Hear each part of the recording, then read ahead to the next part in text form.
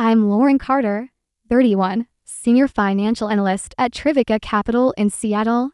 I've always been known for precision numbers, timing, execution, no detours, no indulgence, no emotional fog.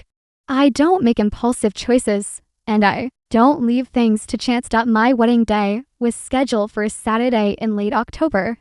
That kind of crisp morning you rarely get after mid-full air clean, sharp, skies cloudless. I woke early without an alarm, stared at the ceiling of the hotel suite for a while, cataloging the silence. No anxiety, just a sense of finality. Not dread something more complex than that. As if a chapter was ending, even though I was hours away from starting a new one. The bridal suite was decorated in that effortless boutique style. Exposed wood beams, white orchids, soft jazz in the background. Hair and makeup started before sunrise. My friends floated in and out, carrying trays of croissants and orange juice in glass pitchers. The photographer documented everything carefully, staged moments of pre-wedding joy. I nodded, smiled, turned. When asked, I looked like the version of myself I was supposed to be. On the table beside the window was my phone, face down, and touched for most of the morning. Around 10:47 a.m., I checked the time. Out of habit, that's when I saw the first alert, then a second, then 3 more, each one identical in tone, impersonal in phrasing, each one, in its own way, suggesting something irreversible had just happened. At first, I assumed it was a security flag. Maybe my credit card company thought a vendor payment was fraudulent. That had happened before, and it was always resolved with a phone call. But when I opened my banking app, it didn't load. Just a spinning wheel, a red banner, an error code. I tried another account, same result. Then a third, nothing. It wasn't just one account, it was all of them. Investment, portfolios, liquid cash, credit, everything I had structured, diversified, and grown meticulously over the past decade had been frozen, not suspended, not flagged, frozen. And not by the bank. For a moment, I thought maybe I had misunderstood something, some scheduled maintenance or batch error. But then the notifications kept coming, escalating from neutral to disruptive. Transactions reversed, payments blocked, vendor accounts reporting cancellations. One even mentioned a legal hold. I remember standing very still in front of the mirror. I could hear the bustle behind me, laughter, heels on hardwood, the rustle of silk. But it all sounded like it was happening down a hallway I wasn't in anymore. My reflection didn't change. But something in my posture did. Something unspoken, subtle, but final. I knew that this wasn't an error, and I knew without being told exactly where it had come from. But not why, not yet. The first instinct was to hide it, not to solve, not to confront, but to contain, damage control, silent and internal, the way I'd been trained to manage volatility in markets. Watch, measure, minimize exposure. I turned off notifications, locked the screen, and placed the phone back on the marble tray that might infect the others around me. Amy, my maid of honor, was adjusting the angle of a floral centerpiece. She asked something, probably about the photographer, or the ring bearer, or the seating chart. I answered with a nod, maybe a small sound. I'm not sure what she heard in my voice. But she paused just long enough to look closer, her eyes flickering toward the phone. Then back to me. I didn't explain. I needed a few more minutes. Not to process, there would be no time for that, but to gather information. Facts, not feelings. I excused myself to the bathroom, locked the door, and sat on the closed lid of the toilet. Phone in hand, the banking app now showed a clear message. Account access restricted, legal hold in place, a toll-free number for assistance. I called. The hold music was soft, an instrumental version of something once popular. I listened, counting the seconds, watching the timeline of the day drift further off its course. The voice on the other end was polite, detached, but not surprised. The hold had been initiated that morning, timestamped at 10:17 a.m. on all accounts connected to my name and social security number. The initiator was Evelyn Carter. Legal documents had been provided, Power of attorney. No expiration date. No dispute on file. That old signature. A ghost from grad school. I had forgotten it even existed. Back then, I had needed her help to manage a property transaction while studying abroad. It was supposed to be limited in scope, tied to one specific decision, one account. But the document had been broad, convenient, efficient, and now weaponized. The sound of laughter from the other room made the silence around me more acute. I ended the call, stared at the tiled floor. Slowly, my mind began assembling a timeline not just of the morning, but of the months leading to it. I started to see the pattern I had ignored, the offers that came with clauses, the suggestions masked as support, the withdrawals disguised as concern. One by one, I opened each app, confirming the damage, personal savings locked, Roth IRA restricted, joint emergency fund with Marcus lag and blocked, my entire financial framework suspended in midair. I didn't panic. I calculated. I listed what payments had already gone out the venue, deposit, catering advance, photography retain rent, compared that to what would be due in the next hour. Too many variables, not enough liquid funds, and no way to move money fast enough to cover the gaps. There was only one conclusion. The wedding couldn't proceed as planned, not without intervention, not without help. But the people I might have called my parents had made sure I couldn't. When I returned to the main room, the atmosphere was unchanged. Champagne glasses clinked, music hummed. Heather and Serena were practicing the I'll walk in heels to hide for grass. No one noticed that the bride wasn't smiling anymore. Amy approached again, and this time I didn't deflect. I handed her my phone, showed her the alerts. She read silently, her mouth tightening slightly, then nodded once. No questions, just a quiet pivot into logistics mode. Calls were made. Marcus was brought up discreetly to the suite, his best man in tow.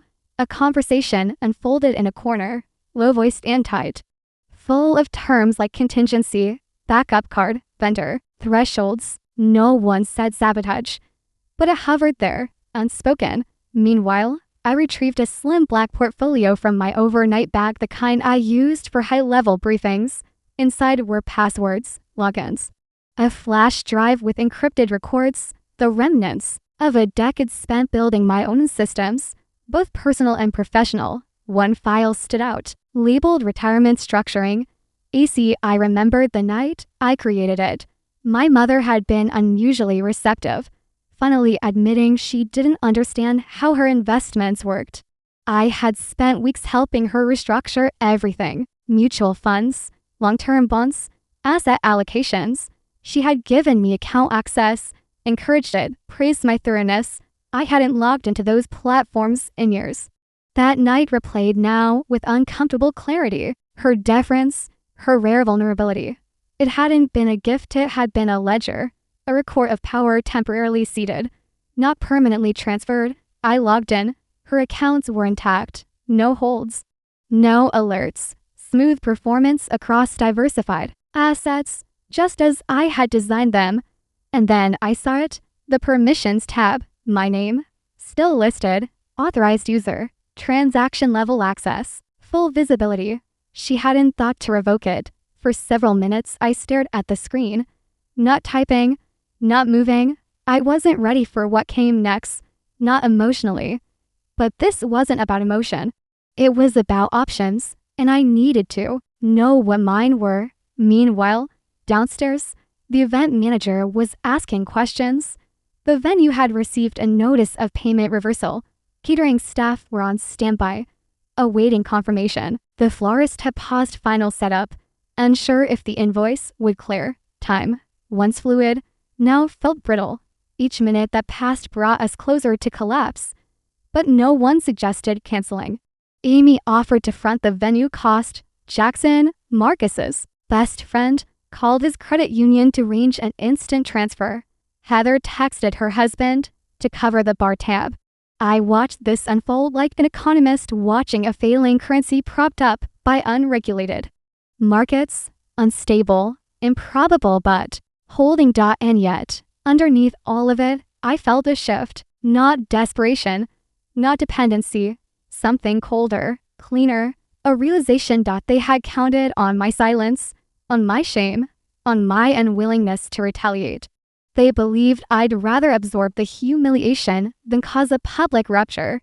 And maybe, once, that would have been true. But not anymore. I reopened my mother's investment platform, navigated to the controls. My cursor hovered over a button labeled Place Temporary Hold, All Funds. A single click, and the accounts would freeze. Not a withdrawal, not theft, just a pause, just enough to create a mirror. I didn't click. Not yet. I needed more time, not to prepare, but to wait for the moment when the balance tipped and the power shifted, and I knew it was coming.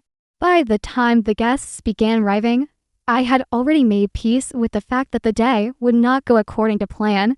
The seating chart had been rearranged, the champagne order downgraded, the live quartet replaced by a BLUETOOTH speaker, and an optimistic playlist.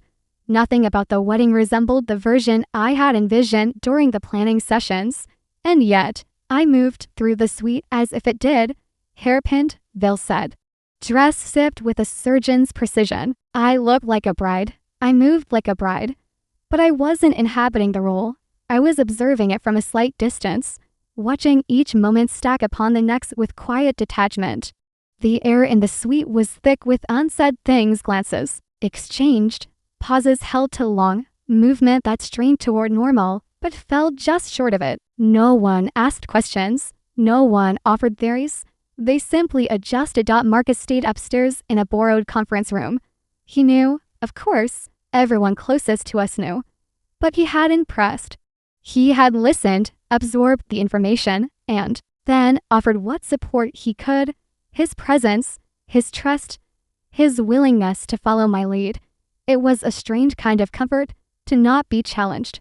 The final checks before the ceremony moved quickly, makeup touched up, bouquet delivered, music cues confirmed. I stood behind the wooden double doors of the chapel, hands resting lightly on the frame.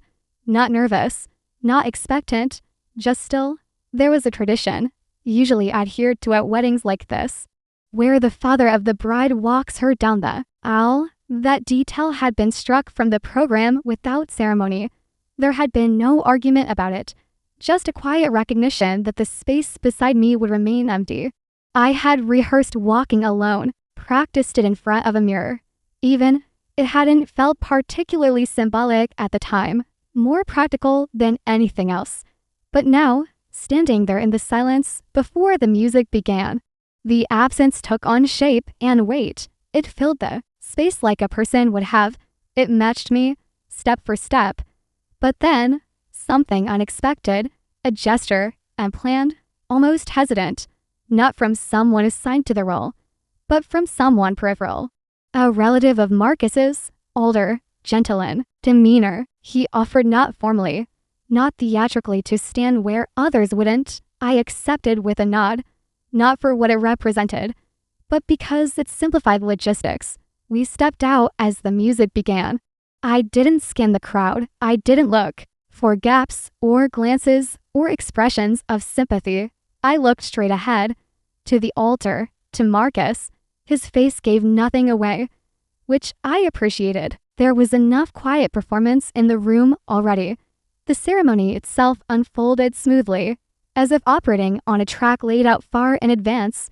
Words spoken, vows exchanged, signatures inked on crisp white paper.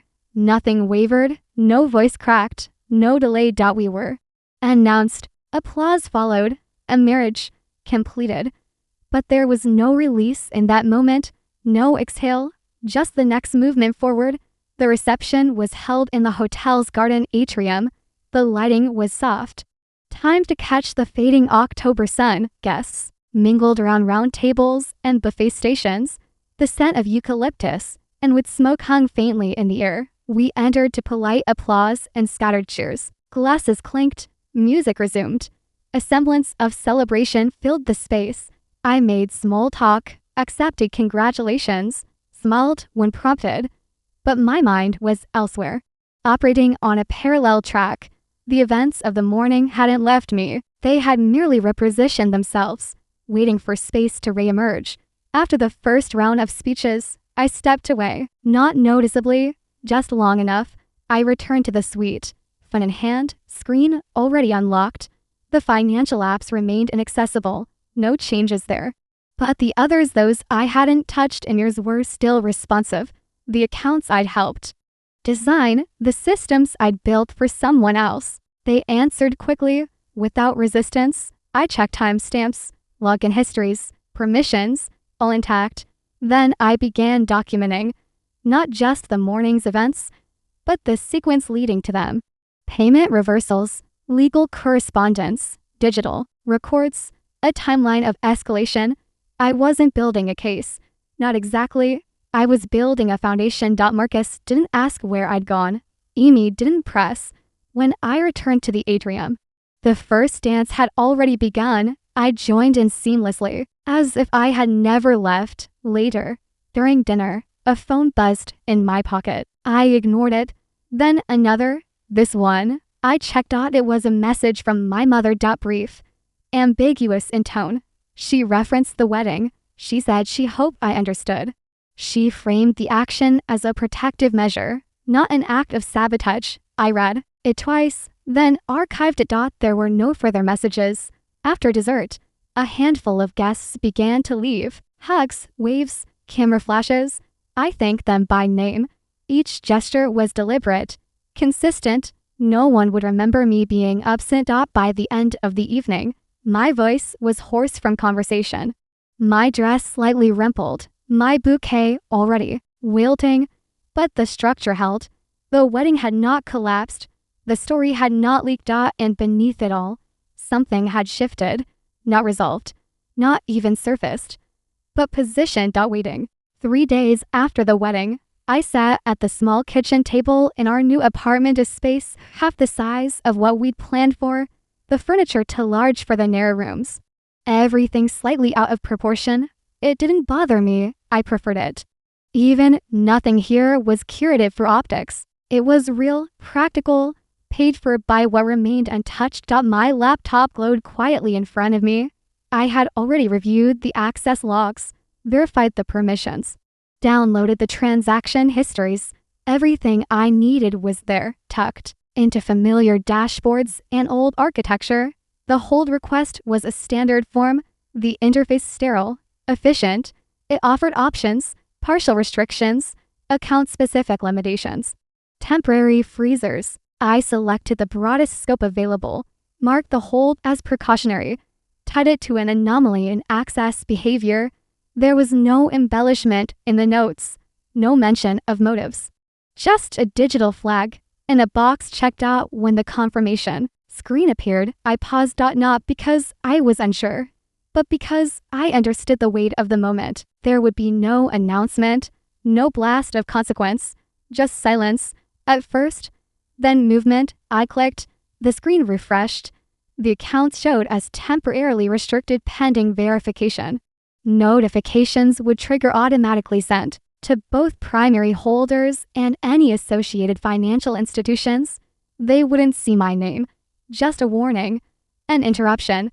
Then I closed the lid. The apartment was quiet. Marcus was still at work, designing a new proposal for a nonprofit client. The afternoon light cast long lines through the half-closed blinds, tracing a slow path across the floorboards. Outside, someone walked a dog past the stoop. A delivery van idled at the curb. For the next few hours, nothing happened. Then, just after 8, my phone rang. I didn't rush to answer. I watched the screen flash once, twice. Then I picked up, placed the call on speaker, and let it play out. What followed was not rage, at least not in its loudest form. It was confusion first, then disbelief, then an unraveling of control disguised as negotiation. Questions came quickly disguised as statements, layered with historical guilt and carefully phrased concern. They asked why, but not directly. They asked how, but didn't wait for the answer. I let the silence stretch. Each pause lengthened the imbalance. Each absence of explanation signaled something they hadn't prepared for. Not just retaliation, but precision. Other voices entered the background muffled, sharp, insistent, then softer ones. Uncertain, there was a sound like a drawer opening, paper rustling, someone tapping keys, waiting for the screen to respond. I didn't need to hear the full conversation. The shift was already underway. That night, messages arrived in clusters. A few from numbers I didn't recognize, but could easily identify. The tone varied, some accusatory, others almost performative in their concern. None of them asked what had happened. They all assumed they knew. The next morning, a formal email appeared in my inbox. A subject line that referenced unauthorized interference. Attached was a PDF, language technical, tone veiled. I read it without reaction. The phrasing had been used on me once before. Not long ago, I recognized the structure. By the second day, the reach of the freeze had become clear. Calls had been placed, meetings scheduled. Their attorney contacted mine. Requests were made to expedite verification. The urgency wasn't in what they said, it was in how they said it. They were used to people blinking first. I didn't blink. Instead, I compiled everything: account freezes, reverse charges, power of attorney documentation, even the voicemail, transcripts from the morning of the wedding. I organized them in a timeline, methodical and clean. I labeled each file, stored it in a secure drive, sent one copy to my attorney, and kept the other offline. The balance was shifting now, not through confrontation, but through silence. The kind that forces people to look closer, to review their own actions in slow motion, not to find fault, but to understand miscalculation. 3 days after the freeze, a meeting was requested. The location was neutral. The tone was formal. The timing was theirs. We arrived early. Marcus sat beside me, quiet, but present. The room was lined with wood paneling, deep red carpet, the kind of decor meant to signal discretion. Their side arrived exactly on time, accompanied by counsel. They looked composed, polished, but their eyes shifted too often. Their hands didn't rest. Introductions were brief. The air was thick with what no one was saying. My attorney began with documents, no narrative, just evidence, nothing embellished, just dates, actions, consequences. Their responses came measured, then strained. Explanations built from half-acknowledged motives, intentions reframed, decisions painted as concerned. No one raised their voice, no one stood. But by the second hour, the posture at the table had changed. They no longer leaned back, they leaned forward. When the terms were proposed, there was no objection, only clarifications, adjustments to language, requests for process, not substance. The meeting ended with handshakes, some firmer than others. Later, walking back through the city streets, I watched the people around me move with ordinary purpose, leaving offices, carrying groceries, waiting for the crosswalk to change. I didn't feel victorious. I didn't feel vindicated. I felt aligned. The internal weight had shifted, not lifted, but moved into balance. By the time we reached our building, the first notification had already come through. One account unfrozen, then another, payments reinstated, transactions restored, quietly, efficiently, as if nothing had ever happened.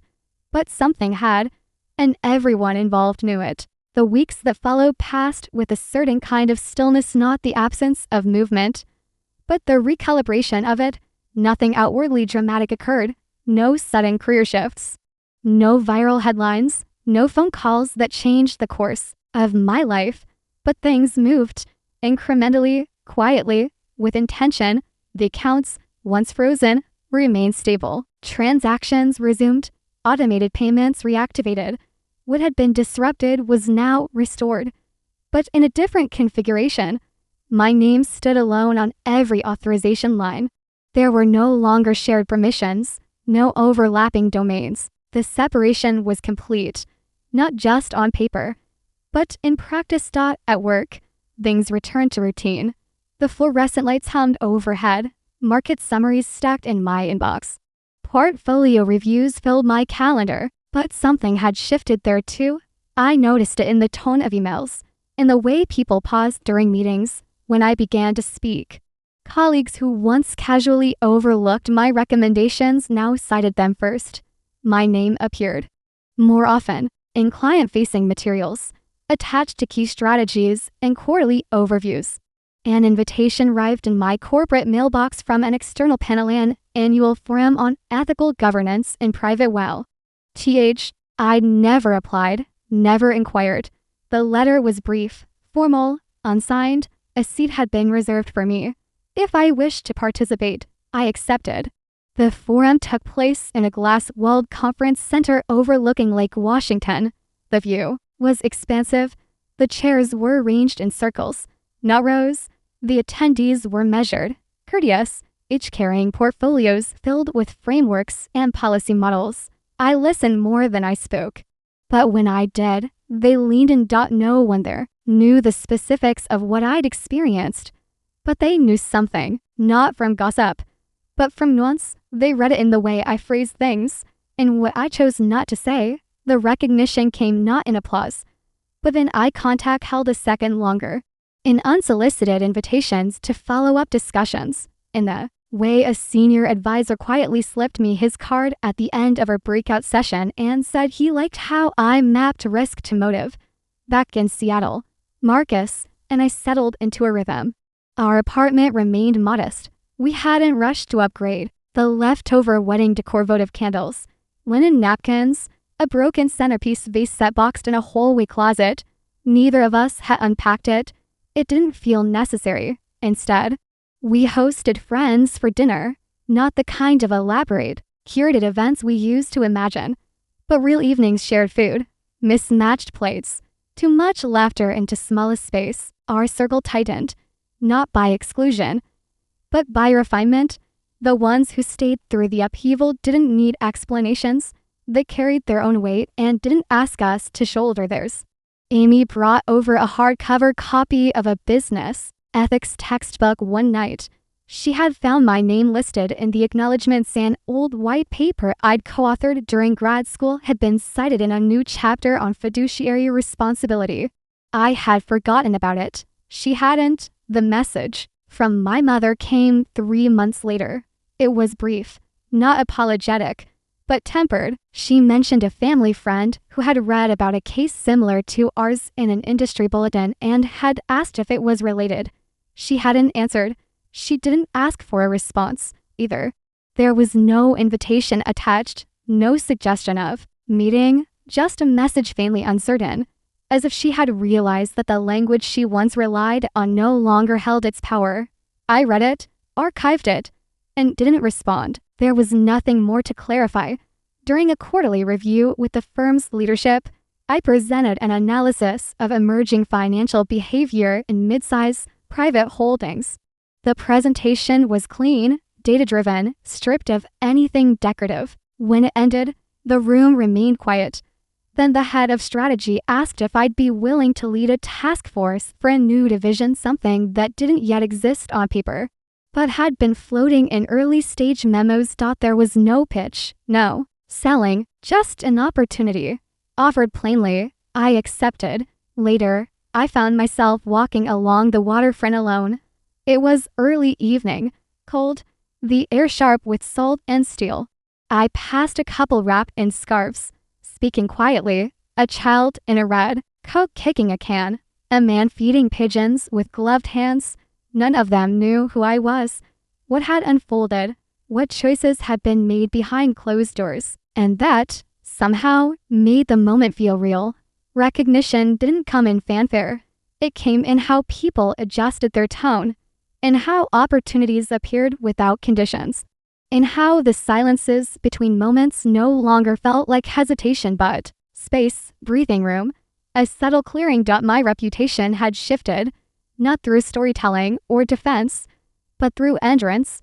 There were no more threats, no more withheld approvals, no more lectures disguised as concern. What remained was structure, clean, quiet, mine. It was nearly a year to the day after the wedding when the invitation arrived. The envelope was matte ivory, handed rust, postmarked from New York.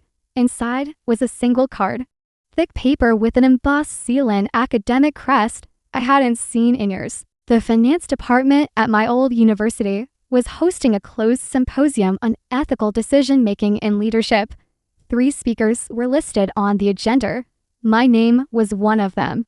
There was no dramatic reaction when I opened it, no disbelief, no elation, just a quiet pause. I placed the card on my desk beside a mug of cooling coffee and let the moment settle. I hadn't applied, hadn't even known the event existed. Someone, somewhere, had nominated me. I accepted without ceremony.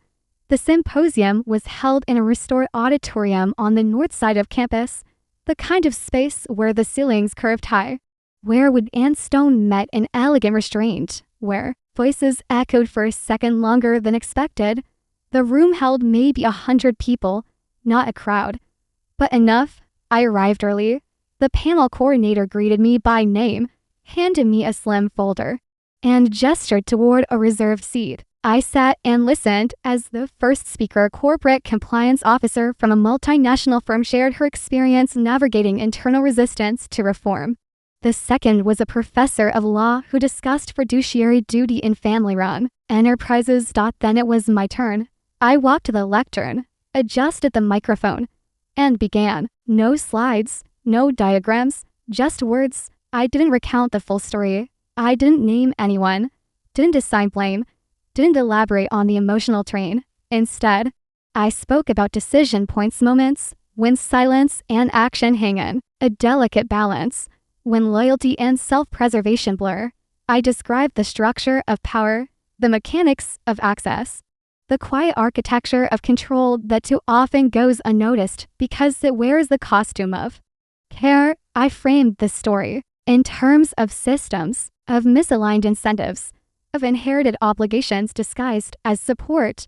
I spoke in a tone that was clear, but not cold, precise, but not defensive. No applause followed, just stillness. And then questions, thoughtful ones, not about scandal, but about structure, not about revenge, but about reform. After the session, a graduate student approached me. She didn't ask anything, just said thank you, then stepped aside. Later, I found a note tucked into my folder. It wasn't signed. Just a single sentence written in blue ink. You gave language to something I didn't know how to name. In the weeks after, there were more requests, quiet ones, an invitation to contribute a chapter to a textbook, a recorded interview for a professional ethics podcast, a private workshop for a group of early career analysts. Each came without fanfare. Each arrived because someone had heard something, remembered, and passed it forward. At home, our life remained steady. The apartment still small, the furniture still mismatched. We hadn't changed addresses, even though we now could. Marcus's agency had grown. Modestly but meaningfully, I had accepted a new role at work, leading a small division focused on ethical advisory for high net worth clients. The team was tight-knit. We met in a windowless room, but the work felt expansive. One evening, after a long day, I received a letter. Not an email, not a message, a letter, handwritten in small, deliberate script. It was from someone I hadn't heard from since the arbitration meeting. The tone was formal, but not impersonal. No apologies, no justifications, just a few acknowledgments, a line about regret, carefully constructed, a sentence about understanding, finally beginning to form, and one quiet admission that silence, too, can harm. I read it once, then again, then placed it in the drawer where I keep things I'm not ready to throw away. I didn't respond. There was nothing more to resolve. Closure doesn't always announce itself. Sometimes it arrives gently, like a door that stops creaking because someone finally oiled the hinge. On the anniversary of our wedding, Marcus and I walked the lakeside trail where we had first planned our honeymoon. We didn't mark the date with anything elaborate, just dinner, a shared dessert, and a few quiet minutes watching the lights ripple across the water. The past didn't feel heavy anymore. Just layered. Experience never leaves you, but it can become something else, something less sharp, more instructive, a reference point instead of a wound. I've learned that control, when disguised as protection, is still control. That silence, when chosen deliberately, can be its own kind of clarity, and that fairness, though often delayed, still has a way of finding its shape, not always in the way we imagine, but sometimes exactly when we need it too. Asterisk sometimes. The hardest part of standing up for yourself isn't the confrontation, it's the quiet decision to no longer be silent, especially when the injustice comes wrapped in care, when control disguises itself as concern, and when the people you expect to protect you are the very ones limiting your freedom. This wasn't a story about revenge, it was about reclaiming space, about redrawing the lines of what's acceptable. Even when those lines cut through blood and memory, I didn't raise my voice. I didn't slam doors. I used the tools I had, the ones they taught me, to build something they couldn't undo, boundaries that held. What came after wasn't victory in any cinematic sense. There was no applause, no dramatic shift in status, but there was stillness, respect, a new kind of weight in how people looked at me, spoke to me, listened. That was enough. Maybe you've been there too, in a room where your voice was heard, but only when it echoed someone else's expectations. Maybe you're still there now, wondering if quiet resistance counts. It does, because sometimes fairness doesn't arrive in the way you imagined. Sometimes it arrives as a moment of stillness when you finally feel the balance return, not because someone handed it to you, but because you decided you were worth holding it. So, what does fairness look like for you? And when it comes, will you recognize it not by how loud it is, but by how steady you've become?